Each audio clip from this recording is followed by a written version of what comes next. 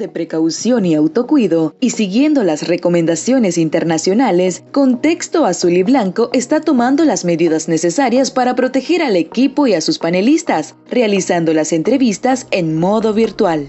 Aquí algunas recomendaciones para prevenir la propagación del coronavirus. Evitar aglomeraciones públicas y privadas. Lávate las manos con agua y jabón por al menos 20 segundos. Distancia física de 1 metro entre una persona y otra. Evitar saludos de brazo, apretón de mano y beso. No tocarte la cara. Llama regularmente a tus familiares y amistades para conocer su estado de salud y darles ánimo. Si tenés adultos mayores en tu familia o conoces de personas que puedan requerir asistencia, apóyalos con las compras para restringir su exposición. Sé consciente y sensato cuando compres alimentos e insumos de higiene y limpieza. Cuida tu salud mental, mantente objetivo y optimista. Utiliza las redes sociales para amplificar las historias positivas, no así para difundir rumores y noticias de dudosa procedencia. De ser posible, lleva una toalla de mano y úsala para agarrarte en los buses, así evitarás tocar agarraderas. Desinfecta con alcohol agarraderas de puertas, interruptores de luz, teléfonos celulares, teclados de computadoras, entre otros. Limpia los servicios higiénicos a diario. A los colegios públicos y privados, asegurarse de que las medidas preventivas sean también aplicadas y ampliamente difundidas. En tu empresa, adopta medidas sanitarias y educativas para el manejo de la pandemia y cuidado eficiente de los colaboradores y clientes. Los colaboradores deben tener agua, jabón, alcohol gel, desinfectante de superficies, toallas desechables, basureros con tapadera y pedal, entre otros.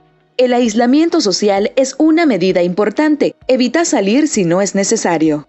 Protegiéndote a vos, proteges a tu familia y a tus allegados. Contexto Azul y Blanco.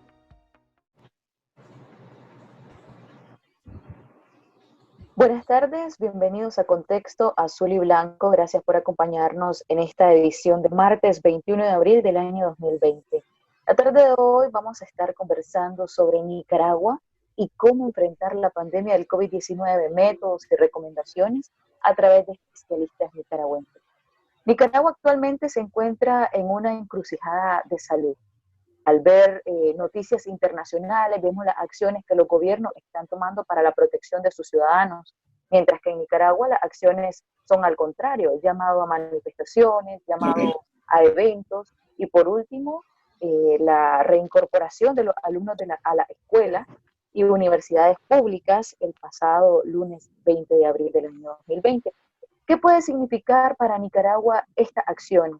Hemos visto en los últimos días varios ciudadanos que en la vía pública se han desplomado, o se lee en las redes sociales o algunos medios informativos de hospitales que ya empiezan a desbordarse. Pero ¿qué tan cierta es esta información? Ya que a través de medios oficiales se notifica muy poco a la ciudadanía. Es por esta razón que tenemos a 3 panelistas el día de hoy. Ellos forman parte de diferentes equipos de trabajo conformados desde gremios médicos y ciudadanos de diversas profesiones. Estaremos conversando con la doctora Anely Pérez Molina. Ella es especialista en dermatología desde hace 16 años. Es integrante de la Unidad Médica Nicaragüense desde febrero de 2019. La Unidad Médica Nicaragüense pertenece actualmente a la Alianza Cívica y se incorporó como gremio médico. También estaremos conversando con el doctor Carlos Alfonso Hernández. Él es médico con maestría en salud pública, 40 años de ejercicio profesional como funcionario público y de organismos de cooperación internacional para el desarrollo humano en Nicaragua y países de Centro y Suramérica, miembros del Comité Científico Multidisciplinario. En los últimos 20 años se ha dedicado a la docencia y la investigación social aplicada a la formulación y evaluación de políticas públicas, programas y proyectos de sector social y de salud, mediante enfoques de derechos y decisiones basadas en la evidencia, que derivan en metodologías de comunicación y diálogo horizontal, tanto para su interpretación colectiva como para la concentración de acciones efectivas que implican el empoderamiento comunitario y el fortalecimiento de capacidades institucionales en el contexto de modelos de responsabilidad compartida. También estaremos compartiendo con un ciudadano nicaragüense, él es integrante del Observatorio Ciudadano COVID-19. Es una plataforma digital que surge a través de la colaboración de diferentes ciudadanos nicaragüenses. La principal información llega a través de las organizaciones, redes y ciudadanía. El observatorio las registra, analiza y verifica para informar. Muchas gracias a los tres por acompañarnos en esta tarde, en esta edición de Contexto Azul y Blanco. Bienvenidos. Gracias. Hola, gracias por la invitación. Gracias a ustedes por estar compartiendo con nosotros. Nos gustaría que nos comentaran un poco acerca de sus equipos de trabajo para así poder tener mayor conocimiento e información. ¿Qué es el Comité Científico Multidisciplinario? ¿Qué es la Unidad Médica Nicaragüense? ¿Qué es el Observatorio Ciudadano COVID-19? ¿Cómo surgieron? ¿Cuál es la labor y el objetivo de cada una de estas organizaciones? ¿Podemos empezar con la doctora Arely, por favor? Sí, un gusto estar aquí con ustedes el día de hoy. Muchos saludos a todos los panelistas y también a ustedes como organizadores de este conversatorio. Nosotros como Unidad Médica Nicaragüense, para que lo sepan, surgimos después del 18 de abril del año 2018 a raíz de las protestas que fueron cívicas y ciudadanas y que, como ya se ha dicho públicamente y todo el público lo conoce, que se les negó la atención en los hospitales. Fue una orden que fue repetida y fue definitivamente estructurada a todos los niveles, en todos los departamentos. Y los médicos al inicio, de manera voluntaria y desorganizada, empezamos a atender a los pacientes en diferentes lugares a los que se les negaba la atención. Obviamente esto llevó a que en algún momento nos tuviéramos que organizar porque habían equipos de cirujanos, habían equipos de todas las especialidades, estábamos también nosotros apoyando todo lo que era el tema de heridas y todo lo que tenía que ver con salvar la vida y preservar la salud de los pacientes que eran afectados en este contexto. Posteriormente, Unidad Médica Nicaragüense, cuando ya se forma finalmente, empezamos a ver la necesidad también de organizarnos y justamente empezar a atender una vez que empezaron a salir los pacientes y las personas que fueron secuestradas por el gobierno sin procesos adecuados, ya lo sabemos también de tipo legal.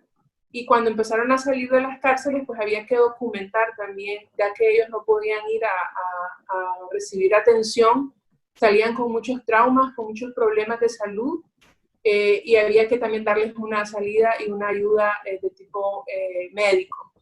Entonces empezamos a atender también a pacientes excarcelados y a familiares del paciente excarcelados, también a familiares y pacientes de las víctimas de Abril, ¿verdad?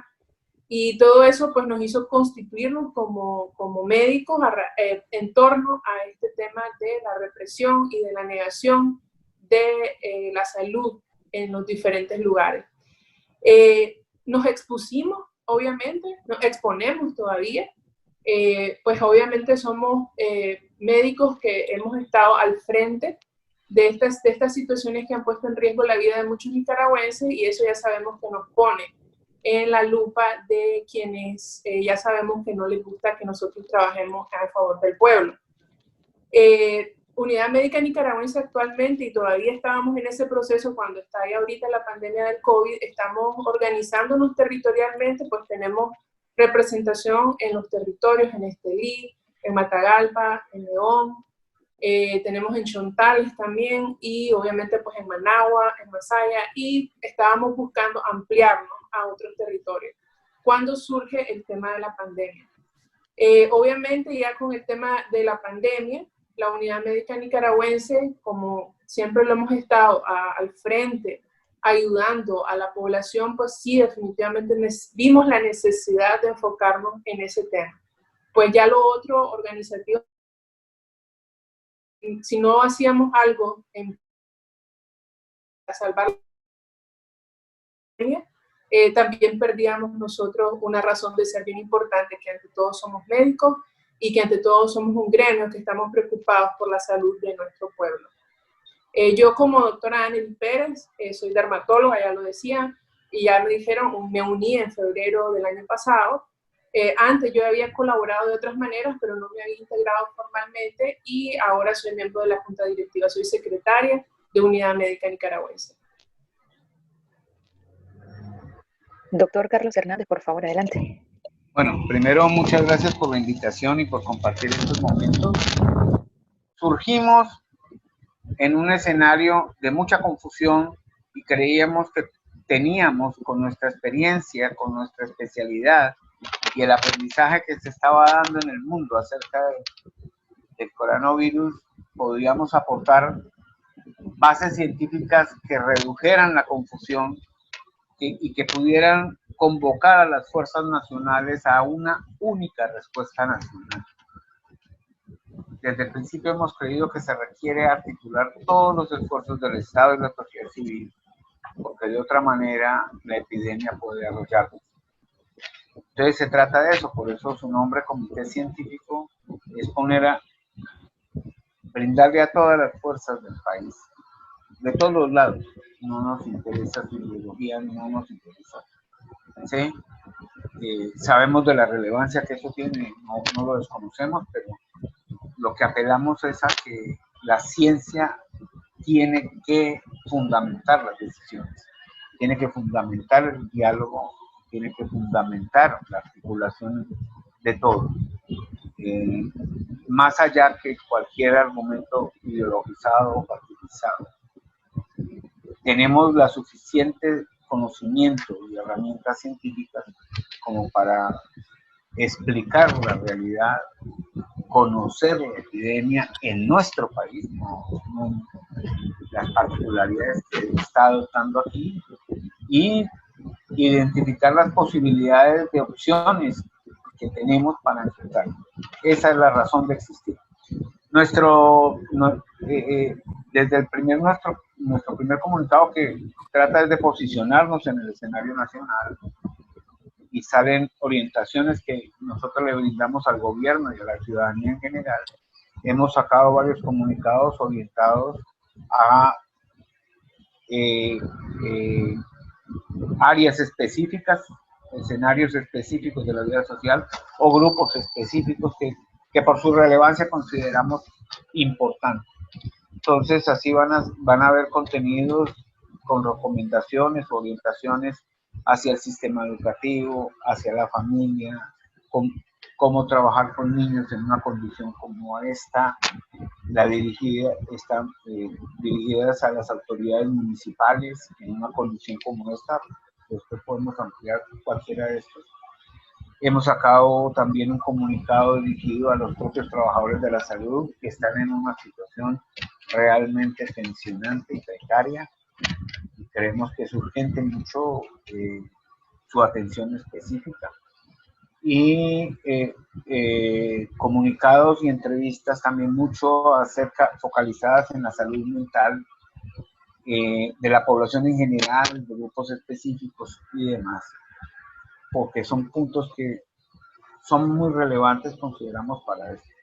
Ese es nuestro rol: asesorar a la sociedad, brindarle a la sociedad argumentos de comprobada fundamentación científica, a fin de facilitar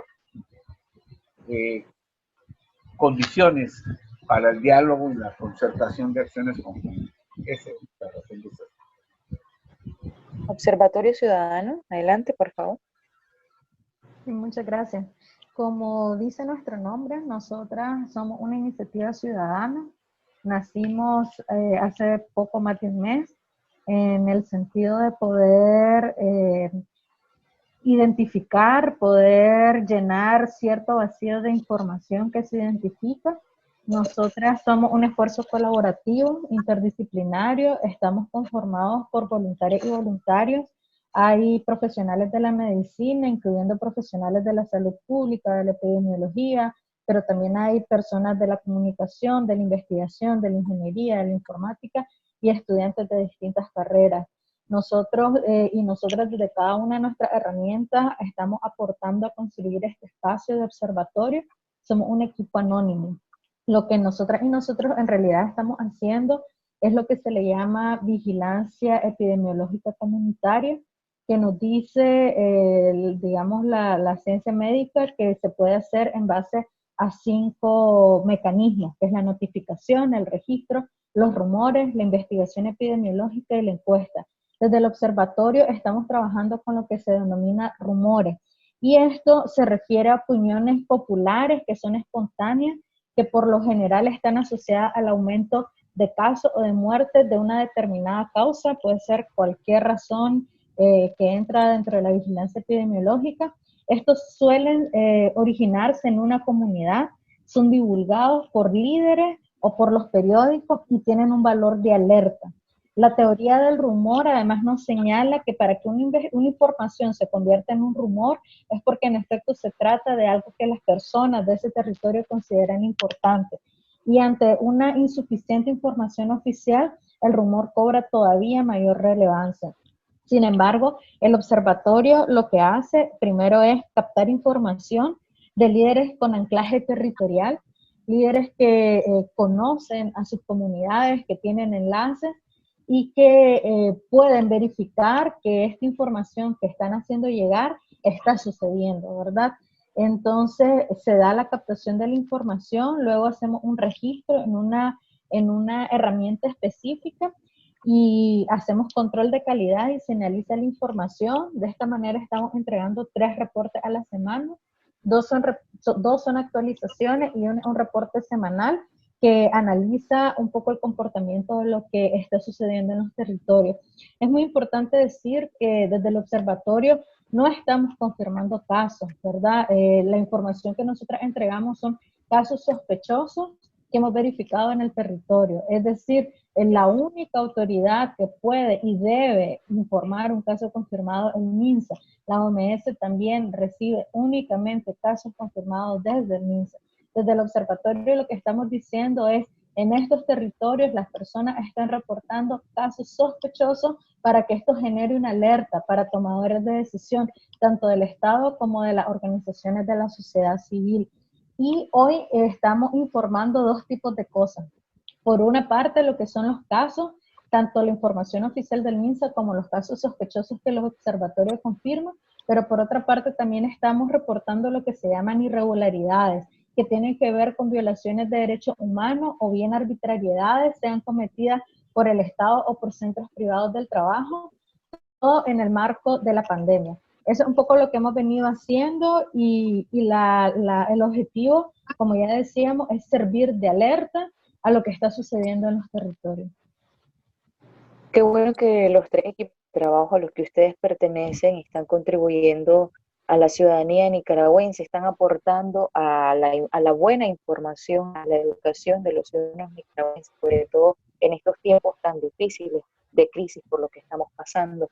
La siguiente pregunta, me gustaría conocer la opinión de cada uno de ustedes, y es al respecto de por qué el Ministerio de Salud reitera en todos sus comunicados que no hay transmisión comunitaria, y qué significa el aceptar que ya en Nicaragua tenemos la transmisión comunitaria. A ver, perdón. Adelante, doctora. Ok, nosotros queríamos plantear que hace más o menos un mes nosotros hicimos una propuesta justamente a la nación, no solo era recomendaciones al gobierno, sino en general a la sociedad, incluso a todas las fuerzas políticas incluidas y hasta el periodismo, ¿no? Sobre la responsabilidad que todos tendríamos que asumir ante esta pandemia. Una de las preocupaciones que más teníamos en ese momento, hace un mes, era todavía las medidas que el gobierno no estaba tomando en cuanto incluso a la fase de la pandemia en la que pareciera que todavía 4 semanas después seguimos en ella, que es la fase 2, y en la que supuestamente no hay transmisión comunitaria.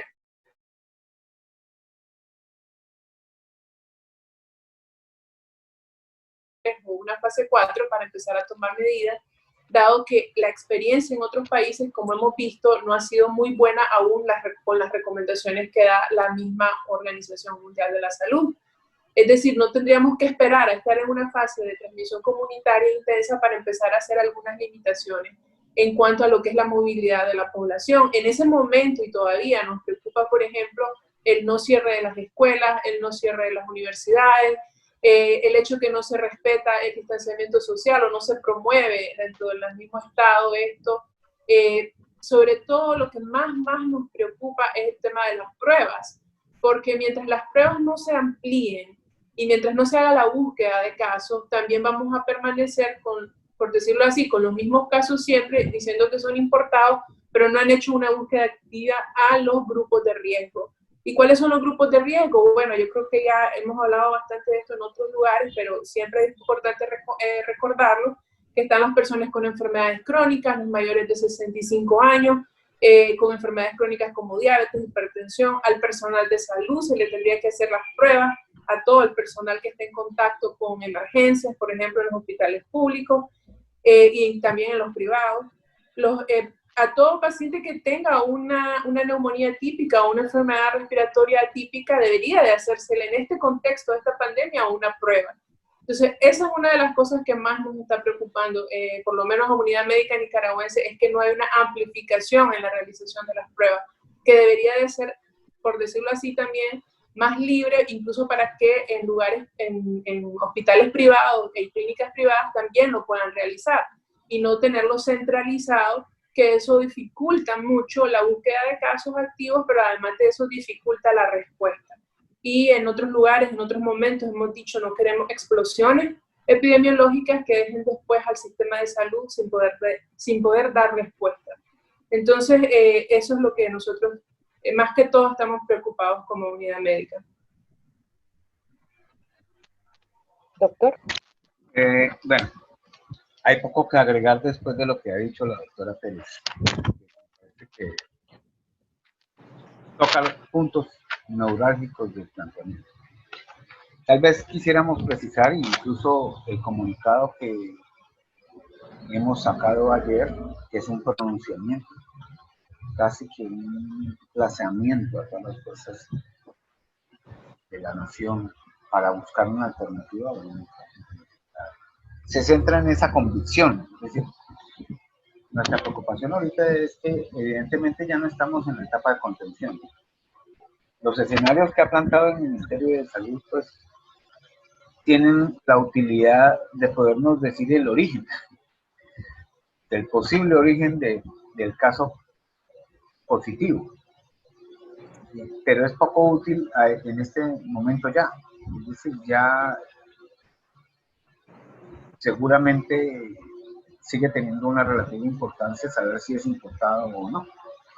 Pero ya en la fase que estamos, que no es la de evitar la importación de casos, ya están las fronteras cerradas. Lo único que está pasando son camiones con carga de alimentos y demás, por todo el corredor centroamericano. Entonces, hoy todavía se mantiene y hasta ayer seguían ratificando el ministerio en alguna entrevista de uno de los medios oficiales a una de las autoridades del ministerio, siguen insistiendo en que la prueba está condicionada a la existencia de síntomas graves como fiebre, tos y dificultad respiratoria y al antecedente de haber tenido contacto con un viajero del exterior. Eso para nosotros eso ya suena, si eso tuvo alguna razón de ser en un momento, ahorita ya no la tiene.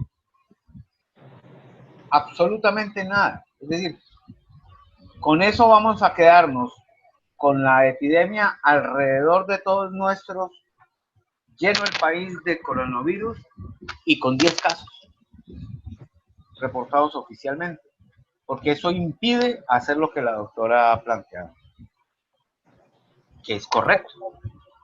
Es decir, mientras tengamos la definición de caso sospechoso, que es el que justifica la aplicación de la prueba, ¿sí?, atado al contacto con un viajero del exterior, cuando tenemos fronteras cerradas, entonces es un absurdo. ¿En qué etapa estamos de la epidemia?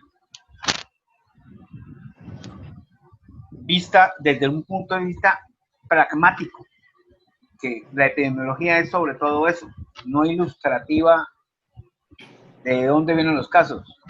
La epidemiología es una ciencia que nos da herramientas para entender qué pasa, para decidir qué hacer. Si la epidemiología no tiene una utilidad directa hacia la acción social para controlar las enfermedades y preservar la salud, esa epidemiología no sirve.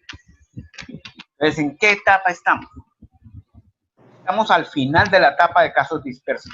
Y estamos diciendo al final porque, entre otras cosas, dicho sea de paso, nosotros, a pesar de que nosotros no lo publiquemos, porque tenemos que ser muy juiciosos y responsables en términos de lo que mostramos como evidencia, a nosotros el Observatorio Ciudadano nos orienta mucho.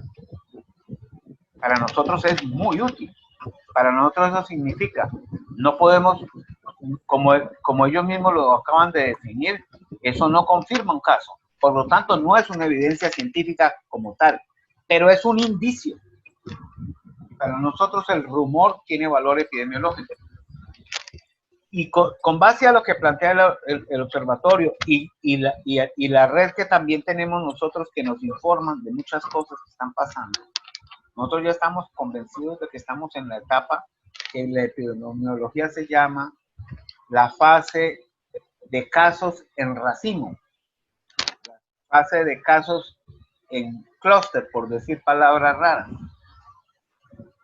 O si lo queremos traducir, el racimo es la palabra más exacta, porque es como, imagínense el racimo de uvas, ¿sí? El racimo de uvas es un caso positivo al cual le vamos descubriendo para atrás todos los contactos que haya tenido, a ver dónde puede estar dispersándose el virus, por dónde está circulando el virus y cómo un racimo de uvas contamina a otro racimo al lado, ¿sí? Y ese racimo se mueve porque el transporte interdepartamental, intermunicipal no se ha detenido y la movilidad social no se ha parado por completo. Entonces, mientras haya movilidad social, los racimos se distribuyen. Entonces, ¿cuál es el asunto aquí? Que la estrategia de aplicación de la prueba, como bien lo dice la doctora, está totalmente desubicada. Nosotros deberíamos estar buscando de manera proactiva, no esperar a que nos lleguen, como está sucediendo, proactiva de estar buscando nuestros casos positivos y ahí seguir la trazabilidad del grupo, de ese grupo en específico, para llegar a una noción de epidemia definida poblacional y territorialmente, porque esto no se está concentrando en Managua. Esto nos va a explotar por lo que entendemos ya y los indicios que nos dan todas las fuentes. Esto va a explotar en varios departamentos al mismo tiempo. No como en España, que explotó en Madrid nada más. Miren, en España, desde la primera semana no colapsó todo el sistema de salud. Colapsó Madrid y después empezaron a subir Cataluña, todos los demás.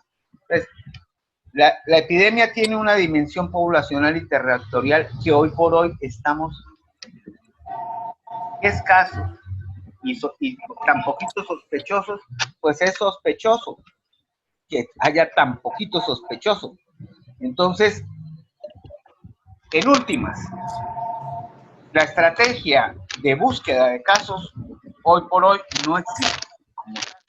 Siguen congelados en la misma situación inicial y eso no es lo que enseña la epidemiología. Eso no es lo que está enseñando la experiencia de 3 meses en países donde se ha aprendido mucho y muy dolorosamente, muy costosamente se ha aprendido. Y desafortunadamente aquí se están desconociendo todos estos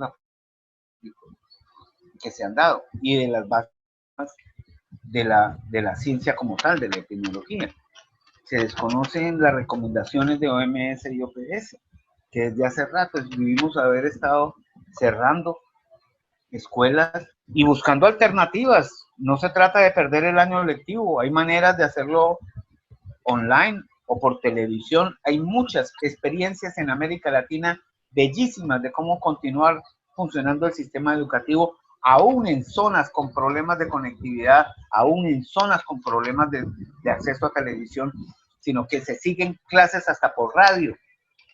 Entonces, cuando hay voluntad se pueden hacer las cosas. sin mayores sacrificios. Entonces de eso se trata de la situación en que estamos. Hoy por hoy estamos en la fase de casos en racimo y el problema es que nos acercamos inexorablemente en pocas semanas a la inflexión de la curva hacia arriba, que es cuando se empieza a declarar, ahí sí, la situación de epidemia de contagio comunitario. ¿Qué significa eso?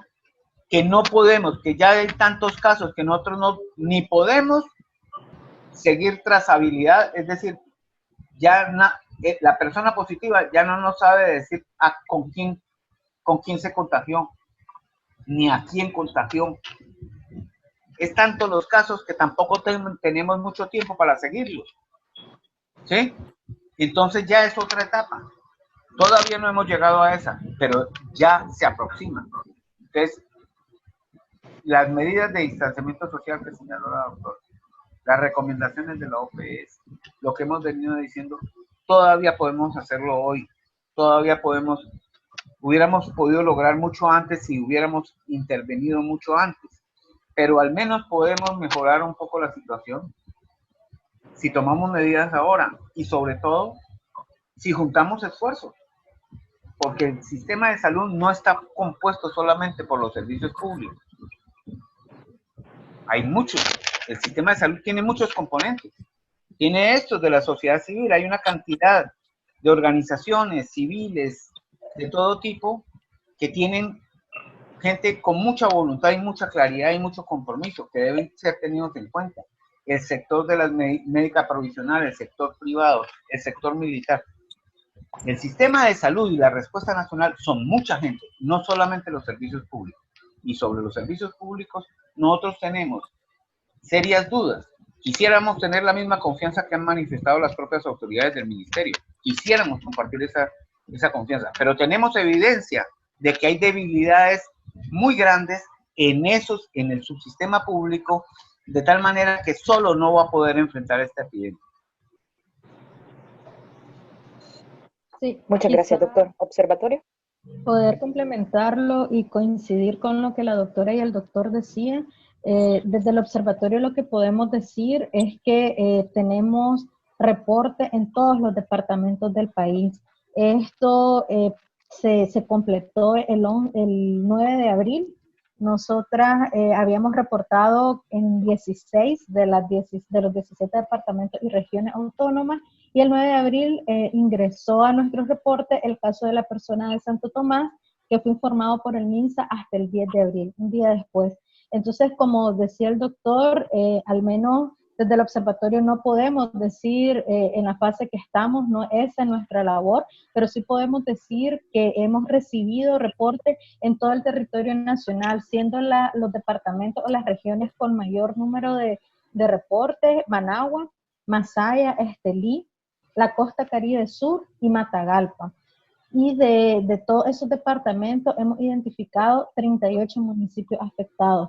Y es lo que nosotras en nuestros reportes hemos venido haciendo el llamado de la importancia de hacer esta búsqueda activa de los que hablaba la doctora y el doctor, porque sí, al menos desde los territorios se puede identificar que, como dice el doctor, está sucediendo de manera paralela, y es importante poder adelantarnos a esta situación que podría pasar.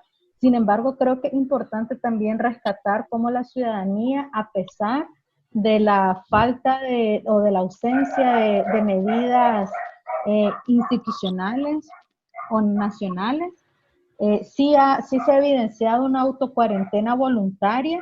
En nuestro reporte, que incluía Semana Santa, se pudo identificar dos cosas que podrían estar vinculadas a la autocuarentena. Primero, que la Cruz Roja reportó un 90% de disminución en sus atenciones con respecto a 2019.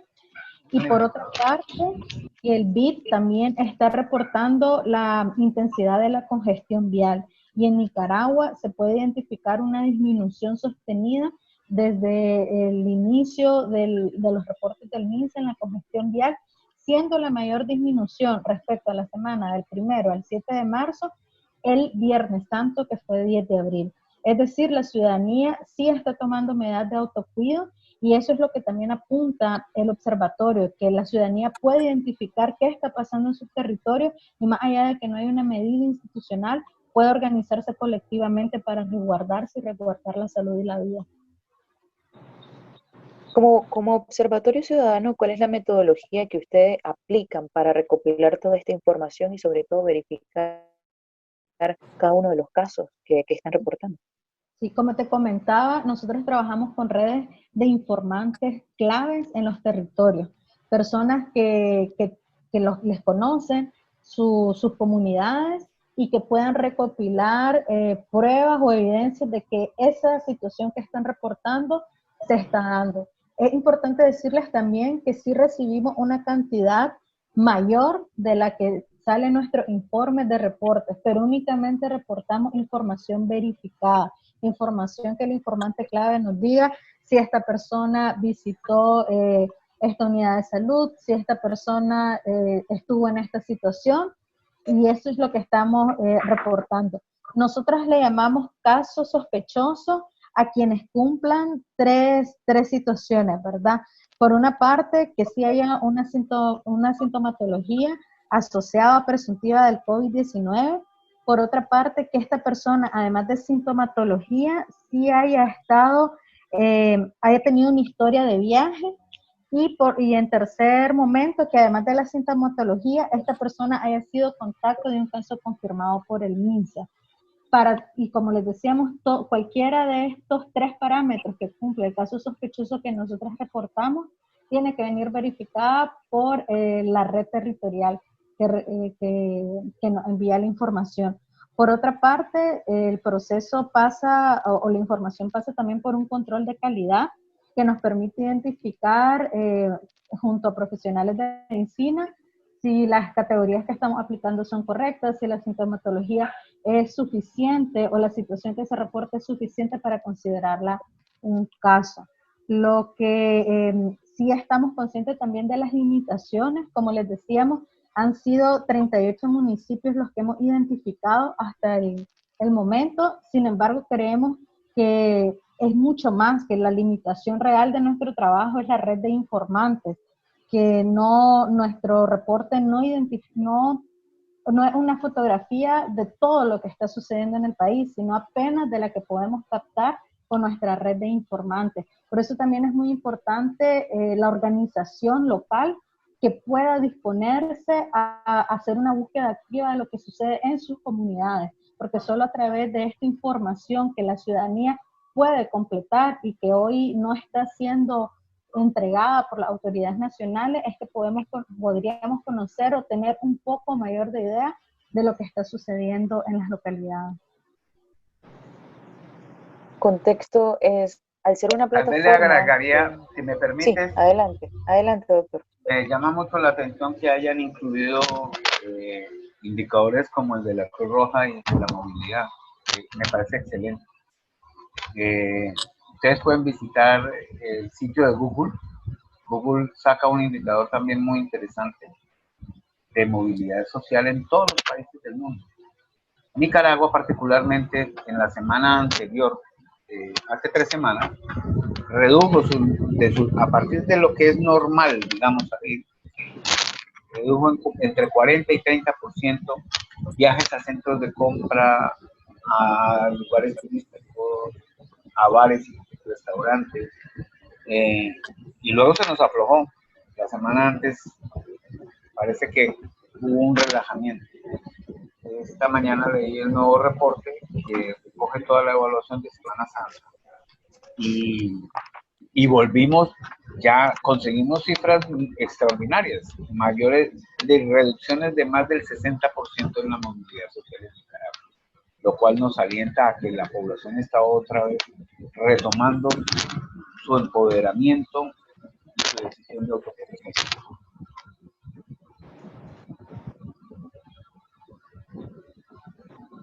Contexto es una plataforma que promueve la participación ciudadana y a través de nuestros diferentes medios hemos recibido varias consultas. Entre ellas tenemos una para una representante del observatorio, y dice de la siguiente manera: nos gustaría que nos dieran una actualización de cómo estamos en estos momentos en Nicaragua según la información que ustedes están recopilando. Sí, hoy se hizo público la última actualización en la que estamos reportando, déjame buscarlo. Estamos reportando 274 casos, que incluye los 10 casos confirmados por el MINSA, los 13 casos sospechosos que ha informado el MINSA hasta el día de ayer, 20 de abril, y 251 casos que el observatorio, sospechosos, ¿verdad? Siempre recalcar que el observatorio informa casos sospechosos. Aprovecho para también aclarar que hubo en alguna viñeta, en algunos videos, mencionaban que quizá el observatorio confirmaba estos casos a través de diagnósticos clínicos o se movía a ver a los pacientes. No estamos haciendo esto, sino como explicaba nuestra metodología, en base a la información que las redes territoriales y los informantes claves pueden verificar.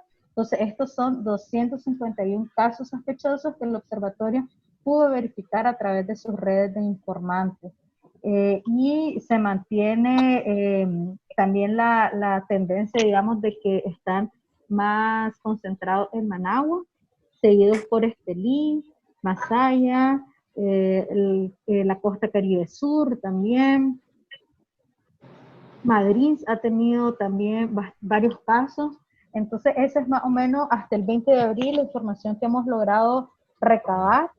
Y también decir que nos preocupa que una cifra alarmante, la cifra de letalidad, que con los casos oficiales que ha dado el MINSA se están reportando. Esto fue una de las alertas que sacamos el fin de semana.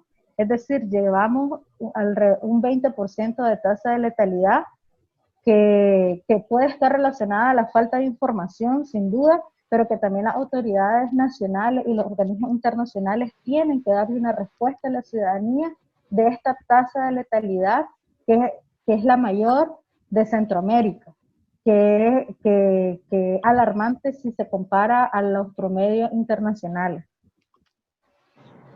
Definitivamente es un número bastante alto y más para las condiciones en nuestro país. 274 casos sospechosos. Esto representa un incremento de más del 90% de los casos que ha reportado el MINSA hasta ahora. Bueno, la siguiente pregunta es para la doctora Pérez. Dice de la siguiente manera: ustedes pertenecen a la Alianza Cívica. Nos gustaría saber qué acciones están tomando como unidad médica y como integrantes de la Alianza Cívica. Ok, nosotros como unidad médica nicaragüense nos integramos a la Alianza Cívica justamente el año pasado para seguir trabajando en lo que es la parte del apoyo gremial, que también es una de nuestras preocupaciones en el contexto de esta pandemia, es justamente lo desprotegido y que se encuentra el gremio médico. Desprotegido en dos aspectos muy importantes, desprotegido desde el tema de la información y la capacitación, que lo hemos insistido en varias entrevistas, y también el tema de la protección, de lo que es el equipo de protección personal, de todo el gremio médico. O sea, aquí no es que tengamos una preocupación particular por algún sector del gremio médico, sino nos preocupa mucho el que está en primera línea, que es del sector salud pública, pero también nos preocupa obviamente el personal que se encuentra en hospitales privados o con empresas médicas previsionales, en las clínicas. Entonces, parte de nosotros, de nuestra alianza con la Alianza Cívica, es justamente ayudar al gremio a que se proteja y a que se capacite. Y en pro de eso ya empezamos, de hecho, trabajos de capacitación en línea. Obviamente no podemos hacer ahorita nada que tenga que ver con aglomeraciones. Todo ha tenido que ser desde el punto de vista tecnológico, usando tecnología, lo cual a veces se ve difícil, pues tenemos médicos en los territorios y a veces en los territorios, hablamos de departamentos, no tienen quizá la misma facilidad de conexión. Pero hemos tratado de capacitar, ya tenemos grupos de capacitaciones, por decirlo así, para llegar a la mayor cantidad de médicos que trabajan tanto a nivel de salud pública, o sea, a nivel del Ministerio de Salud, como también médicos que trabajan en el ámbito privado y que trabajan también con el Instituto de Seguridad Social. Es decir, lo que queremos más que todo es apoyar con la Alianza Cívica, es eso, apoyar en capacitación y también apoyar en el equipamiento. En ese proceso estamos ahorita, por lo menos equipamiento básico. Hablamos de pantallas, hablamos de máscaras, hablamos de pantallas faciales, perdón, hablamos de mascarillas, hablamos de batas, de cómo hacérselas llegar a los médicos en los territorios, porque son el personal que más queremos proteger, pues como ustedes saben, es el personal que ha sido más afectado por esta pandemia, es el personal que ha sufrido bajas importantes a nivel mundial y que realmente es muy doloroso sabiendo de que pudo haberse evitado con una adecuada capacitación y también con una adecuada prevención. E incluso este virus es tan mortal, es tan difícil a veces de contener, que sabemos que aún teniendo todas las medidas, muchos médicos fueron infectados. Entonces, si no tuvieran estas medidas, sería realmente doloroso que en Nicaragua tuviéramos pérdidas por falta de capacitación y de protección. Entonces, desde la unidad, desde nuestra alianza, con Alianza Cívica, es esta parte en la que estamos trabajando. El apoyo de ellos hacia nosotros es gremial, es para ayudar a nuestro gremio a que se defienda mejor ante esta pandemia, con información, con conocimiento y también con equipos de protección. Doctor Hernández, usted como salubrista, desde su conocimiento, ¿cómo sería el análisis a los cuales, a las actuales acciones del sistema de salud y el Estado ante el COVID-19? ¿Y cuáles serían las recomendaciones para el mismo? Bueno, ya creo que adelantamos un poco sobre eso. Es decir, lo primero que habría que señalar es que desafortunadamente la información que se brinda del ámbito oficial, que es claramente quien debería asumir la mayor responsabilidad y el más claro liderazgo, los reportes diarios son muy confusos y muy parciales. Incluso el lenguaje es impreciso, no es un lenguaje cual se hace un reporte epidemiológico o un reporte de situación clínica. Y es parcial porque no nos habla de cuántas pruebas se han realizado en el día. Ahorita no hay país que haga menos de 1000 pruebas al día. Ayer preguntaron a una autoridad del ministerio cuántas pruebas se hizo y se convirtió eso en un problema que es toxic, no sabemos por qué. Es decir, se ponen nerviosos cuando esa pregunta les llega. No hay país en América Latina que esté haciendo menos de 1000 pruebas al día. Y aquí ustedes nos hablan de 100, que son 100, pero no, que pueden llegar a ser 200, pero no, en realidad son menos de 100. Esa es una situación que genera mucha confusión y la ciudadanía desorientada está en una condición buena para tranquilizarla ni para que pueda estar en condiciones de escuchar cómo se debe proteger. Ese es el primero. Incluso habría que señalar que hay ejemplos excelentes en América Latina y muy cercanos al propio gobierno que están presentando informes con un nivel de claridad, transparencia y robustez. Yo no estoy haciéndole propaganda, pero yo creo que el mejor informe que al menos yo conozco es el informe que hace el Ministerio de Salud cubano.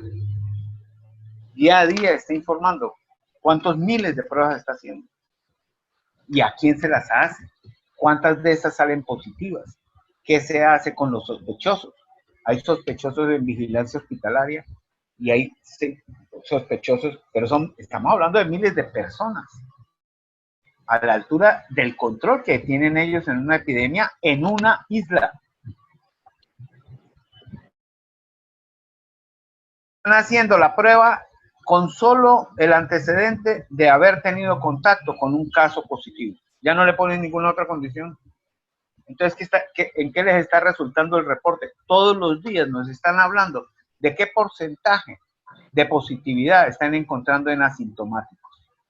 Es decir, están pudiendo aislar incluso a los asintomáticos, que son los más peligrosos porque nadie se defiende de ellos. Todos nos defendemos de alguien que tose, pero alguien que no tiene síntomas, nadie se defiende. Son los que más contagian al fin. Entonces, primera situación, el informe es inapropiado. La estrategia, por lo tanto, no voy a volver a repetir el asunto. La estrategia que se está siguiendo para la búsqueda de casos positivos, es decir, la estrategia de hacer pruebas, de orientar la prueba diagnóstica, es a nosotros, a nuestra manera de ver, inadecuada. Se requieren ajustes profundos a la estrategia de búsqueda de casos. ¿Sí? Entre ellos, incluso la sugerencia que la doctora Pérez estaba señalando. En muchos países la epidemia les empezó a aparecer como aumento de neumonías atípicas, de casos de neumonía atípica. El ministerio ha presentado sus cifras, me parece que eso está bien. El problema no es que si bajó o subió, el problema es poder dar la respuesta de cuántos de esos casos de neumonía atípica son o no son COVID-19. Ese es el asunto principal. No es si subieron los casos o no, ¿sí? Sino díganos cuántos de esos tuvieron que ser examinados para COVID-19 y cuántos salieron positivos y cuáles son los negativos. Díganos que están explorando eso. ¿Sí? Tercer elemento, decíamos nosotros tenemos dudas razonables y fundamentadas de que el sistema tiene sus necesidades de ajuste, es decir, no es todo es tan perfecto como nos lo presentan, y a veces lo que se confunde es cómo deseamos que sea nuestro sistema, lo confundimos con lo que realmente es. Yo puedo desear que efectivamente, y comparto el deseo de que el sistema de salud público sea 100% accesible, que sea gratuito, que sea, ¿sí? Lo cierto es que eso no es cierto. Ese es un deseo y compartimos ese deseo. Hoy por hoy, el sistema público ni tiene 100% accesibilidad. En la última encuesta de nivel de vida se señala que el 26% de quienes se enfermaron el mes anterior no demandaron servicios al sistema público. ¿Por qué? Porque hay barreras de accesibilidad geográficas, económicas, culturales. Desconfían del sistema, algunos. ¿Que es gratuito? Tampoco es cierto. Las estadísticas provenientes del propio ministerio en sus cuentas nacionales en salud y que son ratificadas por la Organización Mundial de la Salud señalan que el 35% del gasto en salud está cubierto por el gasto de bolsillo. Mientras haya gasto de bolsillo, un solo por ciento, hay inequidades. Y eso quiere decir que el sistema no es gratuito. No es el gasto voluntario que yo digo, yo tengo seguro, pero me voy mejor al privado y lo pago. No estamos hablando de ese pago. Estamos hablando del que los pobres se sacan de su propio bolsillo. Porque el 22% de quienes fueron atendidos el mes pasado en el servicio público tienen que pagar algo de medicamentos. Nunca pagan la consulta, no pagan la hospitalización, pero sí tienen el 22% pagan algo de medicamentos y el 18% de los atendidos en el sistema público pagan algo para radiografías o exámenes de laboratorio. Entonces no es tan cierto que es gratuito. Entonces hay barreras de accesibilidad, hay barreras de desconfianza. El sistema de vigilancia tampoco es perfecto. Y el sistema, el modelo comunitario tampoco. Algún ajuste necesitará desde que Nicaragua es el país en el continente que tiene la incidencia mayor en dengue. Pero por lejos, el que le sigue tiene la mitad de la incidencia. Nicaragua es el país que durante 2019 y los 3 primeros meses de 2020 tiene en el continente americano la más alta tasa de dengue. Algo debe estar pasando con el sistema de vigilancia, algo debe estar pasando con el modelo de atención familiar y comunitario. Aceptemos que de pronto hay que hacer ajustes. No confundamos nuestro deseo con lo que realmente hay y nos indica la evidencia. Entonces, lo que estamos señalando aquí con todo esto es que las evidencias indican que de seguir así, sin tomar medidas de distanciamiento social, ni haciéndole ajustes al sistema e integrando todo el sistema de salud, no solamente el sistema público, la epidemia nos puede arrasar. Entonces, ¿qué recomendamos? Nosotros, en últimas, le recomendamos al gobierno de sentémonos a conversar, siéntese con todos los demás que puedan juntar fuerzas. Siéntense y podemos hacer ajustes rápidos a las cosas. Podemos potenciar la respuesta nacional para responderle a lo posiblemente desastroso que ya se mantiene. A la población no nos queda, mientras no haya otra que hacer, es quédese en casa. Y solo salga con lo imprescindible. Y cuídese cuando salga, con el lavado de manos, 1,5 metros de distancia de cualquier otra persona. Saludos desde lejito. No podemos ¿sí? Y hacemos varias recomendaciones específicas. Ustedes pueden acceder a nuestro sitio web y ahí hay una serie de orientaciones a estos grupos específicos, al sistema educativo, a las autoridades municipales, a los trabajadores de la salud, en donde uno de los centros principales, porque compartimos una preocupación muy seria alrededor de la protección de la salud de los trabajadores de la salud. Que se han reportado casos incluso de que se les niega o se les prohíbe el uso de mascarillas, ¿sí? Por razones que, ¿sí? Entonces, y no tenemos la seguridad de que el sistema pueda proporcionarle a todos o tenga la cantidad suficiente de equipos de protección para que los que van a estar en la primera línea de contención, como son los trabajadores de la salud, puedan estar protegidos. Doctor, hablando siempre de recomendaciones, en todos los países la epidemia inicia por un municipio y en la medida que existe mayor número de enfermos, se incrementa el número de municipios afectados.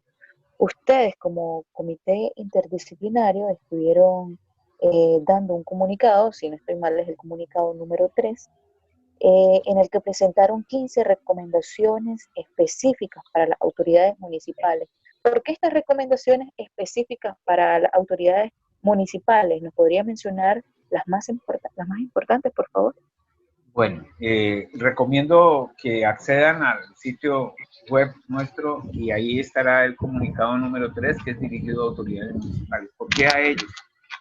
Porque estamos hablando de alcalde y consejos municipales, ¿sí? Porque son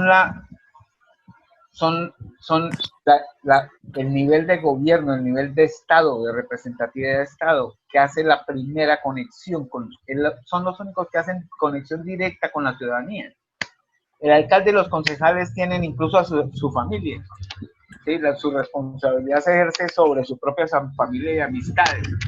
Y si hablamos de su responsabilidad de cuidar la salud y la vida, estamos hablando de que el alcalde es responsable de la vida hasta de su mamá y de su esposa y de sus hijos que viven en ese territorio. Entonces, ese primer contacto entre el Estado y la ciudadanía tiene un valor fundamental. Además, los casos se dan en la concreta, no se dan en el reporte MINSA, se dan en la familia, en una vivienda, en un barrio en particular o en una comarca concreta, en donde hay una comunidad que tiene una dinámica concreta y con una relación con su gobierno local y con las instituciones locales. Por eso es la prioridad que le dimos a estas orientaciones hacia los gobiernos locales. Los gobiernos locales se deben en primera instancia a quienes lo eligieron. Por encima de cualquier cosa o orientación que le venga de donde le venga, ellos, su responsabilidad y su compromiso es primero con su ciudadanía, con su pueblo en su territorio. Entonces pueden constituir un nivel clave y crucial en el trabajo contra la epidemia. Muchas cosas tienen que ver con la alcaldía. Primero, el liderazgo. El liderazgo que tiene que tener un gobierno local. convocar a toda la ciudadanía, convocar a las otras instituciones para juntarse, discutir, dialogar cómo está la epidemia o cómo puede estar la epidemia y prepararnos. Lo segundo, muchos servicios son compartidos y dirigidos o pueden ser mejorados si la alcaldía ejerce un liderazgo, primero con los propios servicios que administra, por ejemplo, el tren de aseo, ¿sí? El manejo de cementerios. Aquí va a haber el problema de los fallecidos y hemos visto historias muy tristes en otros países. Los alcaldes de los consejos municipales pueden hacer mucho en el manejo humanitario y en la atención y el acompañamiento del duelo a las familias que tienen eso. Pero se puede hacer mucho con los servicios de agua. Esta epidemia hace que si antes era importante tener agua, esa importancia se multiplica por N veces. No podemos seguir diciéndole a la gente que se lave las manos con agua y jabón, ¿sí? Si la gente no le llega el agua corriente. Entonces, toca resolver el problema del agua. Las municipalidades manejan la movilidad y el transporte municipal e inciden en el intermunicipal. Desinfectar las paradas es un deber. Desinfectar los buses puede ser algo que se establezca en un edicto municipal y obligar a las cooperativas y dueños de buses a desinfectar los buses. Entonces hay muchos elementos así. Pueden convocar. Aquí tienen información del observatorio. Pueden ellos generar su propia información, la que produzca el MINSA local, la que produzca el Ministerio de Educación a nivel local, la que produzca el proveedor del agua local, y analizar esa información y seguir los casos, terminar de armar y fortalecer el sistema de vigilancia del Ministerio de Salud para apoyar la detección de enfermos y sobre todo para sacar enfermos de lugares inaccesibles o de familias que tienen problemas para sacarlos en la noche hacia una unidad de salud. Porque a ese nivel hay mucho problema. La gente no tiene en la noche cómo transportar a un enfermo. Ayudar mucho con el aislamiento y cuidado de los ancianos, que es un grupo demasiado vulnerable. Los alcaldes y los consejos municipales pueden ejercer un liderazgo que puede convertirse en muy corto tiempo en una barrera trinchera de contención de la epidemia y de control inmediato, porque es que ahí las decisiones se pueden implementar de inmediato y puede hacerse un mejor control de la epidemia. Entonces es básicamente un llamado a los gobiernos locales electos, a que se acuerdan que han sido elegidos y que por ley tienen la responsabilidad y la potestad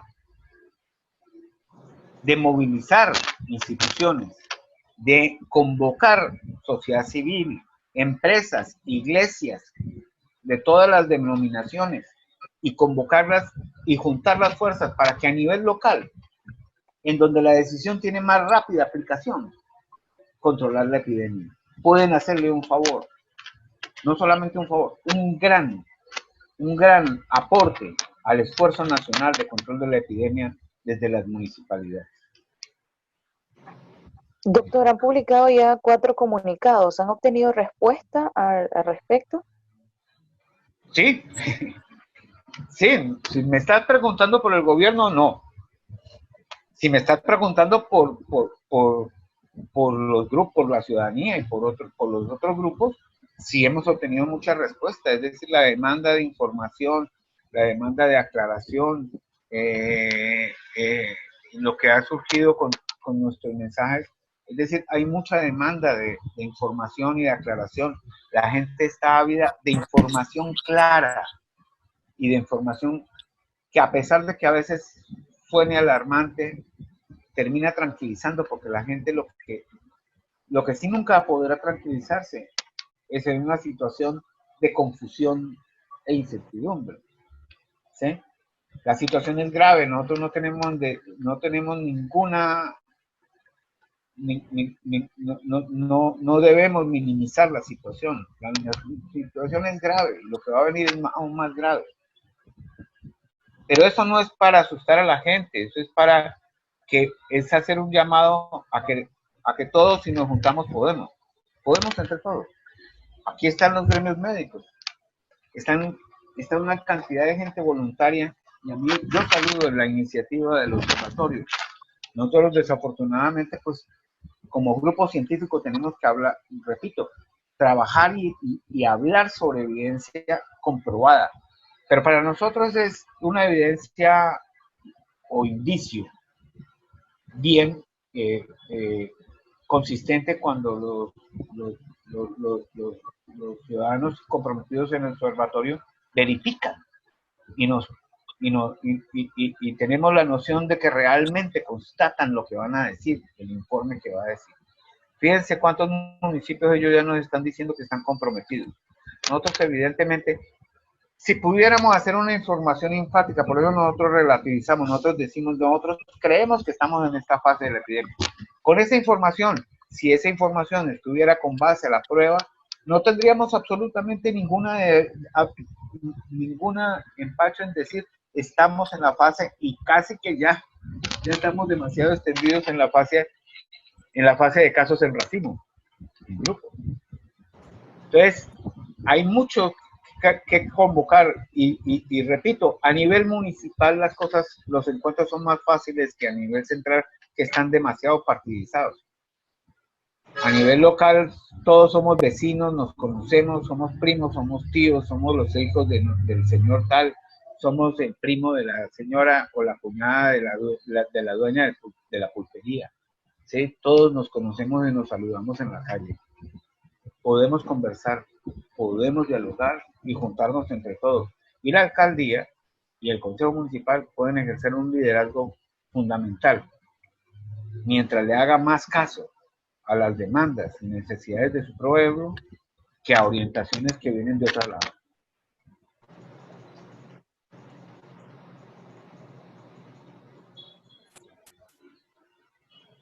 Gracias. Gracias a usted, doctor, por toda la información que nos ha brindado, al igual que nuestras otras dos panelistas. Continuando con el tema, bueno, sabemos que Nicaragua ha recibido donaciones de kits de prueba.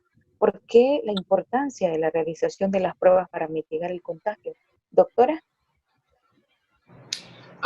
Pues ya lo habíamos mencionado, ¿no? Ya lo dije yo en la otra intervención. La necesidad de las pruebas es por una cuestión de búsqueda de casos.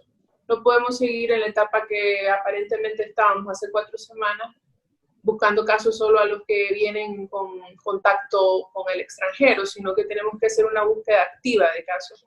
Tenemos que buscar casos, ya lo mencionaba yo, en personas, por ejemplo, con factores de riesgo, mayores de 65 años, que tengan diabetes, hipertensión, a todos aquellos casos que tengan enfermedades respiratorias atípicas, al personal de salud, que es el que más nos preocupa como gremio, la búsqueda activa de casos para poder justamente identificar los focos que pudieran estar después desencadenando una explosión de la epidemia, ¿no?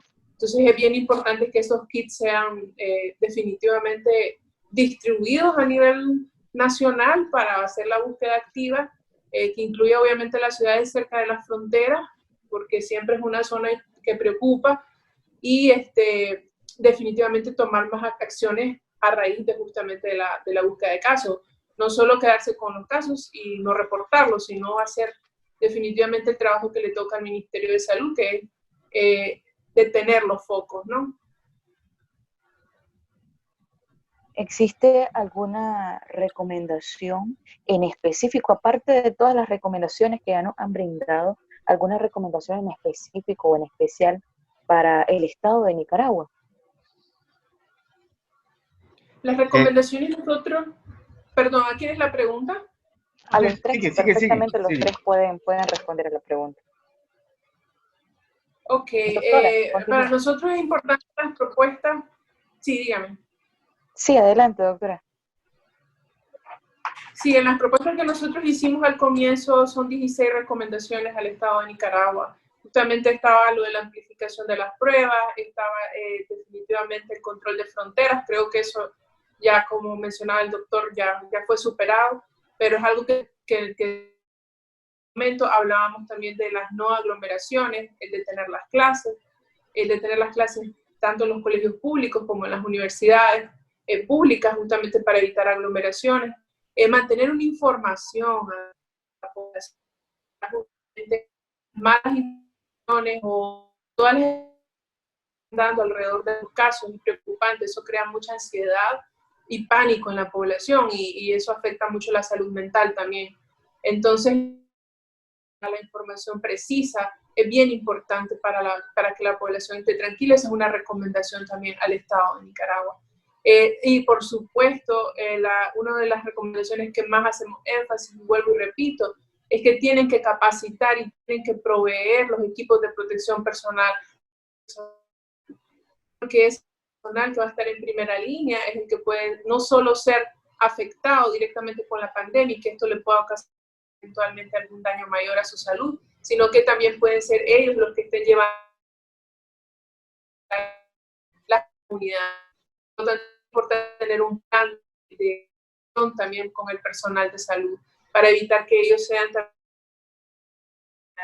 Y eso a veces lleva incluso en otros países a la discriminación y al daño hacia este gremio, y realmente es doloroso ver esos casos. Así que el Estado tiene que tomar acciones importantes en defensa también de los derechos de los trabajadores de la salud en este caso. Y bueno, hay otras recomendaciones que esperamos que el Estado de Nicaragua tome conciencia, pero no más que todo tomamos a la conciencia de la población.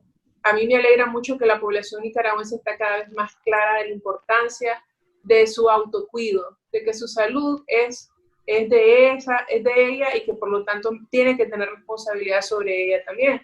Y creo que eso ha sido hasta cierto punto un éxito, consideramos, porque hemos estado llamando justamente a la población al autocuido y hemos visto respuestas bastante positivas. La población está muy atenta a las recomendaciones que al margen del Estado se están haciendo por organismos como civiles, como nosotros, como el Comité Científico, incluso pues gente que también tiene cierta influencia, periodismo de buena calidad que está ayudando a informar a la población. Y no solo informarla adecuadamente sobre las medidas que hay que tomar, sino también crear hábitos. Algo que yo he insistido es que esto es para mucho tiempo. Las medidas y los hábitos que vamos a cambiar van a tener que acompañarnos por lo menos por 6 meses.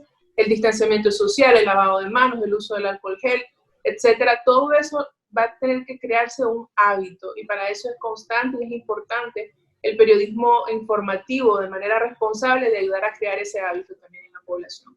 Así que son muchos los retos, creo yo, para el gobierno, pero también para nosotros como individuos en la sociedad y que estemos agremiados o no, en cambiar mucho cómo va a ser el resultado de esta pandemia.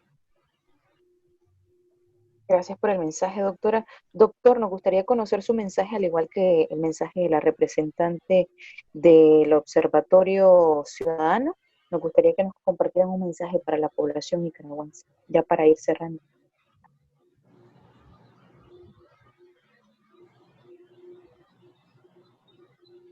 Doctor. ¿A mí? Sí, adelante. Perdón, es decir, sí. Bien.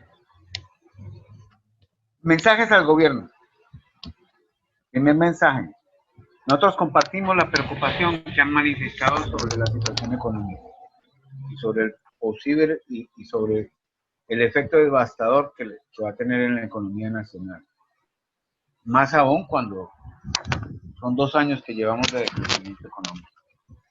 Pero también nos preocupa mucho, es decir, no hay ninguna razón para poner por encima de la salud y la vida de la gente la economía. La salud y la vida de las personas tiene que prevalecer. La economía se recupera, la vida no. Entonces, en ese sentido, nosotros no podemos justificar en ningún momento que bajo argumentos económicos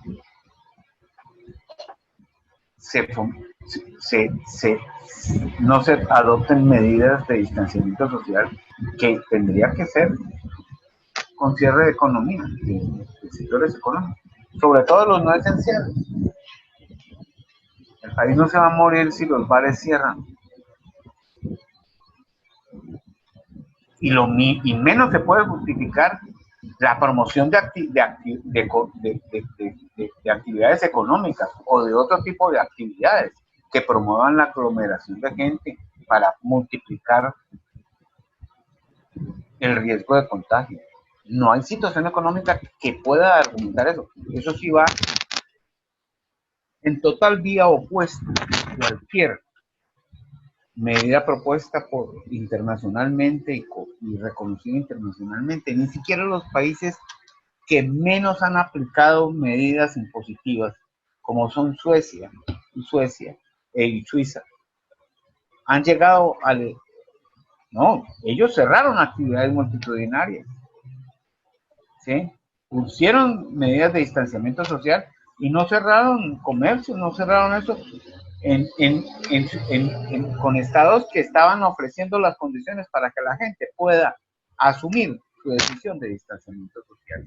Es totalmente diferente a dejar por la libre y promover actividades de conglomerados.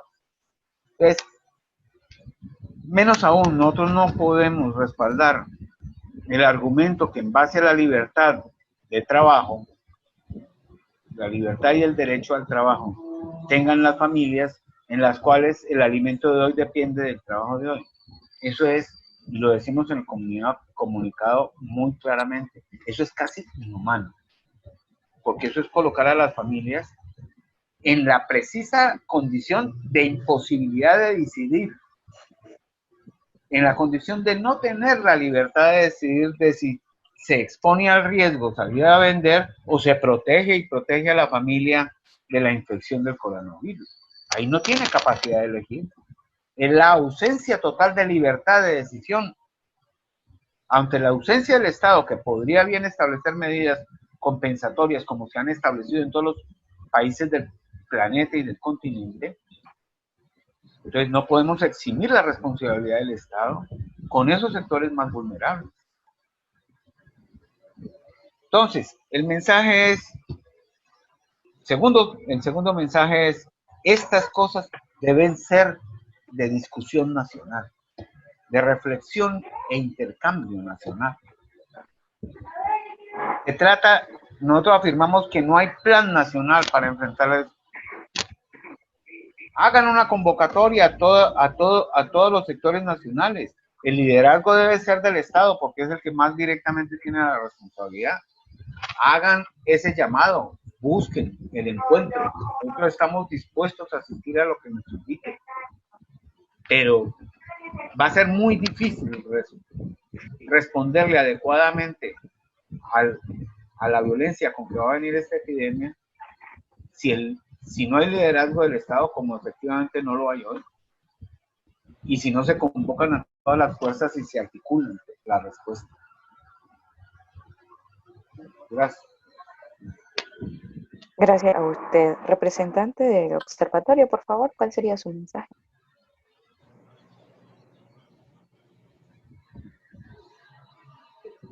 Nosotras lo que hemos estado haciendo hincapié es retomar las medidas que otros espacios de especialistas, como las que ha hecho el Comité Científico, como las que hace la OMS, puedan ser asumidas por el Estado y por otros actores.